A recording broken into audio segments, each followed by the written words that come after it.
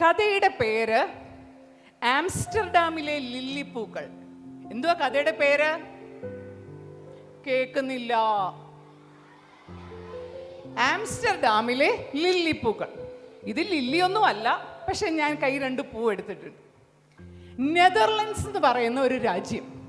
ആ രാജ്യത്തിലെ ഏറ്റവും തിരക്കുള്ള ഒരു റെയിൽവേ സ്റ്റേഷനാണ് ആംസ്റ്റർഡാം റെയിൽവേ സ്റ്റേഷൻ. ഏറ്റവും തിരക്കുള്ള ഒരു റെയിൽവേ സ്റ്റേഷൻ. ആ റെയിൽവേ സ്റ്റേഷനിൽ തീവണ്ടികൾ വരുന്നു പോകുന്നു, യാത്രക്കാർ വരുന്നു പോകുന്നു.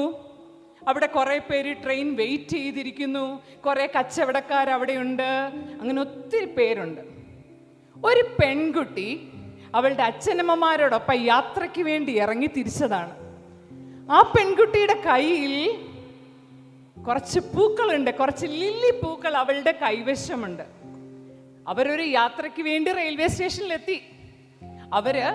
ഈ പെൺകുട്ടി കാണുന്ന ഓരോരുത്തർക്കും അങ്കിൾ ഇന്നാ ഒരു പൂവ് എന്ന് പറഞ്ഞ് പൂക്കൾ കൊടുക്കാൻ തുടങ്ങുകയാണ്. അവളുടെ മുഖത്തെ ആ സന്തോഷം കണ്ടോ? അവൾ ഭയങ്കര ഹാപ്പിയാ. അവൾ ആ പൂക്കൾ ഇങ്ങനെ കൊടുത്തു. അപ്പോൾ പൂക്ക് കൈ കിട്ടിയവരെ ചോദിച്ചു, എന്തിനാ മോളെ ഈ പൂവ്? കാര്യം പരിചയമില്ലാത്തവരൊക്കെ ഉണ്ട്. അപ്പോൾ ആ കൊച്ചു പെൺകുട്ടി പറഞ്ഞു, അങ്കിളെ ഇന്ന് എൻ്റെ ബർത്ത്ഡേ ആണ്. അപ്പം നമ്മൾ തിരിച്ചെന്ത് പറയും? ഹാപ്പി ബർത്ത്ഡേ മോളെ പറയും. അങ്ങനെ അവൾ എല്ലാവർക്കും പൂക്കൾ കൊടുത്തു വരികയാണ്. അവളിങ്ങനെ നടന്നു നോക്കിയപ്പോൾ ആ റെയിൽവേ സ്റ്റേഷനിലെ ഒരു മൂലയ്ക്ക് ഒരു യാചകൻ ഇരിക്കുന്നു. യാചകൻ എന്ത് ചെയ്യുക? ഭിക്ഷ യാചിച്ചിരിക്കുക. ഈ പെൺകുട്ടി ഓടി അവിടെ ചെന്നിട്ട്, ഈ യാചകൻ ഇതൊന്നും ശ്രദ്ധിക്കാതിരിക്കുക, ഓടി ചെന്നിട്ട് അങ്കിൾ. ഈ യാചകൻ ഞെട്ടിപ്പോയി.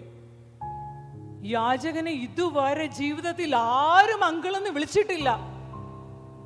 ആ മനുഷ്യൻ ഞെട്ടിത്തെറിച്ച് ഈ പെൺകുട്ടിയുടെ മുഖത്തോട്ട് നോക്കി. ആ പെൺകുട്ടി പറഞ്ഞു, അങ്കിൾ ഇന്ന് എൻ്റെ ബർത്ത്ഡേയാ, ഇന്ന് അങ്കിളിനൊരു പൂവ്. ആ യാചകൻ ആ പൂവ് വാങ്ങിക്കാൻ ആ മനുഷ്യന്റെ കൈ ഇന്ന് വിറയ്ക്കുകയാണ്. കാരണം ജീവിതത്തിൽ ആദ്യമായിട്ടാണ് ആ മനുഷ്യനെ ഒരാൾ അങ്കിൾ എന്ന് വിളിക്കുന്നത്. നമുക്കറിയാം, യാചകരെ എപ്പോഴും എല്ലാവരും പുറന്തള്ളിയിട്ടേക്കുക. ആരും അവരെ മൈൻഡ് ചെയ്യത്തില്ല. പൈസ കൊടുക്കുന്നവർ എറിഞ്ഞു കൊടുക്കുക. എപ്പോഴും അവരോട് ദുഷ്ടത്തരം മാത്രമേ കാണിക്കാവുന്നിടത്ത് ഒരു പെൺകുട്ടി വന്ന് ചിരിച്ചുകൊണ്ട് പറയുകയാണ്. ഈ മനുഷ്യന്റെ ഹൃദയത്തിൽ അന്നൊരു വല്ലാത്ത സന്തോഷം. ആ പെൺകുട്ടിയുടെ ചിരിയും പ്രവൃത്തിയും ആ മനുഷ്യന്റെ ഹൃദയത്തിൽ ഒരു പ്രകാശത്തിന് തുടക്കമിടുകയായിരുന്നു ചെയ്തത്. പതിവ് പോലെ ആ മനുഷ്യൻ അവിടെ ഇരുന്നു. വൈകുന്നേരമായപ്പോൾ തനിക്ക് കിട്ടിയ നാണയത്തുട്ടുകളെല്ലാം തൻ്റെ ഭാണ്ഡത്തിലാക്കി. നോക്കിയപ്പോൾ ദാ പൂവിരിക്കുന്നു. ആ പൂ കളയാൻ തോന്നിയില്ല. ആ പൂ കയ്യിലെടുത്തുകൊണ്ട് ആ മനുഷ്യൻ അദ്ദേഹത്തിൻ്റെ കുടിലിലേക്ക് നടന്നു പോവുകയാണ്. പോകുന്ന വഴിക്ക് ഒരു പാർക്കുണ്ട്. ആ പാർക്കിന്റെ വശത്തുകൂടി നടന്നു പോയപ്പോൾ ഒരു പെൺകുട്ടി ഓടി വന്ന് ഈ യാചകനോട് ചോദിക്കുകയാണ്, അങ്കിൾ ആ പൂ എനിക്ക് തരുമോ?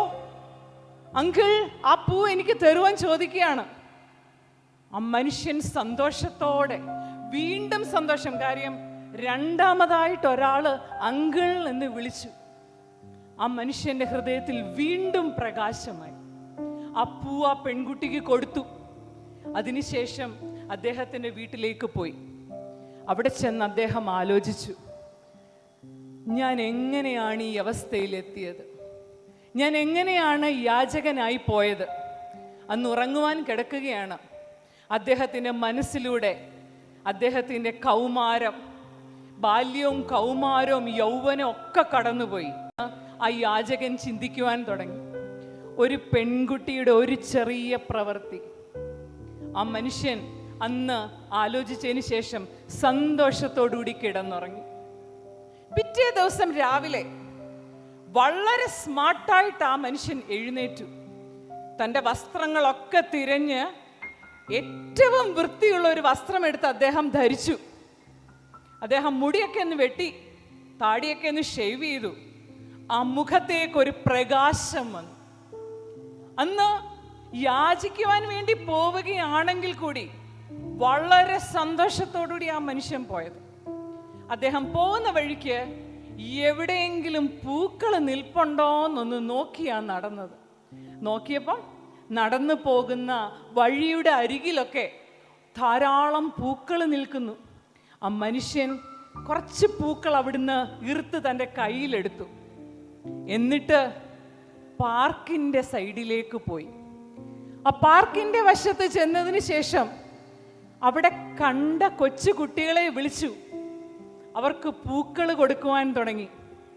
ആ മുഖത്തുണ്ടായ സന്തോഷം, ഒരു ജീവിതത്തിലേക്ക് ഒരു കൊച്ചു പെൺകുട്ടി കൊടുത്തുവിട്ട പ്രകാശം പൂക്കളിലൂടെ സമൂഹത്തിന് കൊടുക്കുവാൻ അദ്ദേഹം തീരുമാനിച്ചു. അങ്ങനെ ദിവസങ്ങൾ 1-2 കഴിഞ്ഞു. പാർക്കിലെ ജീവനക്കാർ നോക്കിയപ്പോൾ ഒരു മനുഷ്യൻ എല്ലാ ദിവസവും കുറേ പൂക്കളും കൊണ്ടുവന്ന് അവിടുത്തെ കുട്ടികൾക്കൊക്കെ പൂ കൊടുക്കുക. അന്നേരം അവർ വിചാരിച്ചു, ഇതെന്താ ഇങ്ങനെ? ആ മനുഷ്യനോടൊന്ന് സംസാരിക്കണമല്ലോ. അദ്ദേഹത്തെ അടുക്കൽ വിളിച്ചിട്ട് അവർ പറഞ്ഞു, ചേട്ടൻ ഇങ്ങനെ എല്ലാ ദിവസവും വെറുതെ പൂ ഒന്നും കൊടുക്കണ്ട. ആ പൂ കൊടുക്കുന്ന സമയത്ത് ഒരു നാണയമെങ്കിലും അവരിൽ നിന്ന് പ്രതിഫലമായി വാങ്ങിക്കണം. വെറുതെ പൂ കൊടുക്കണ്ട. ഒരു കാര്യം ചെയ്യാം, നിങ്ങൾക്ക് ഇരുന്ന് പൂക്കൾ വിൽക്കുവാനുള്ള സ്ഥലം ഞങ്ങൾ തരാം. അങ്ങനെ ഒരു ചെറിയ കട അവിടെ ഇട്ടുകൊടുത്തു.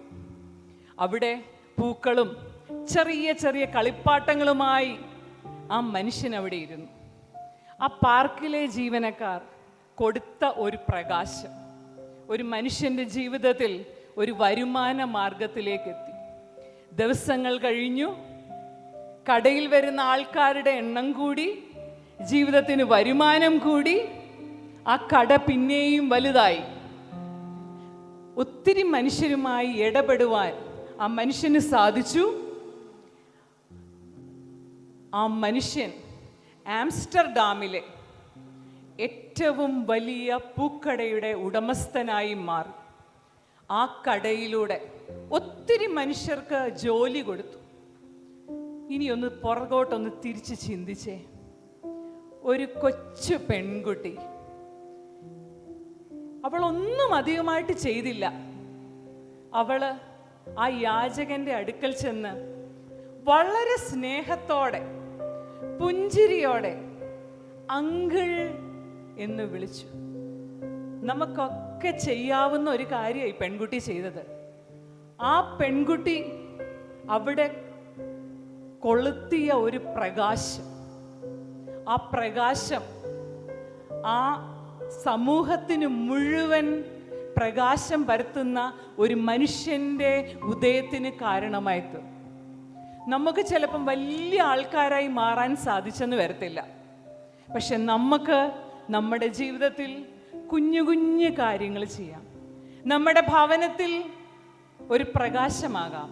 നമ്മുടെ ഡാഡിയും മമ്മിയും നമ്മുടെ അപ്പച്ചനും അമ്മച്ചിയും നമ്മളോടൊരു കാര്യം ചെയ്യാൻ പറയുമ്പോൾ അതനുസരിക്കുന്നതിലൂടെ നമുക്ക് പ്രകാശമാകാം. നമ്മുടെ സ്കൂളിലെ നമ്മുടെ ഫ്രണ്ട്സിന് ഒരു സഹായം ചെയ്തു കൊടുക്കുമ്പോൾ, അവരെ ഹെൽപ്പ് ചെയ്യുമ്പോൾ, മുതിർന്നവരെ ഹെൽപ്പ് ചെയ്യുമ്പോൾ, അനുസരിക്കുമ്പോൾ ഒക്കെ നമ്മൾ ചെയ്യുന്നത് ദൈവം നമ്മളിൽ തന്നുവിട്ട, നമ്മളിൽ പ്രകാശിപ്പിച്ച പ്രകാശത്തിനെ ഈ ലോകത്തിലേക്ക് കൈമാറുകയാണ്.